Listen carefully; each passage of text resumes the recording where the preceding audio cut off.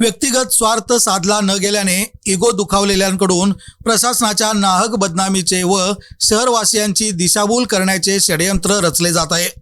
मात्र व्यक्तिगत स्वार्थासाठी आपण प्रशासनाचा बळी जाऊ देणार नाही, असा सूचक इशारा इचलकरंजी महानगरपालिकेच्या आयुक्त पल्लवी पाटील यांनी पत्रकार परिषदेत बोलताना दिला।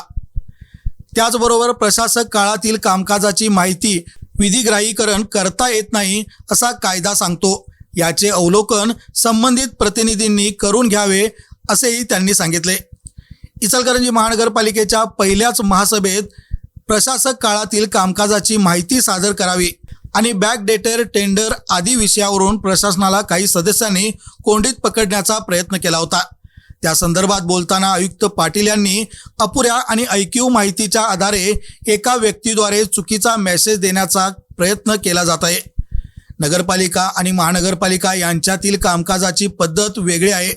25 लाखाच्या पुढे व 100 कोटीपेक्षा अधिकच्या विकास कामाला आणि 100 कोटीपेक्षा कमी पण खर्चापेक्षा अधिकचे टेंडर संदर्भात स्थायी समिती मंजुरी देते, तर 25 लाखापर्यंतच्या विकास कामांसाठी मंजुरी देण्याचे अधिकार आयुक्तांना आहेत।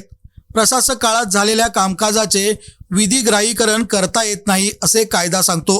याबद्दल माहिती देताना त्याबद्दलची माहिती सभेसमोर सादर करण्याची गरज नसल्याचे स्पष्ट केले। या संदर्भातील माहिती देणारे सखोल कायद्याची पुस्तके गटनेता आणि विरोधी गटनेता यांना दिली आहेत।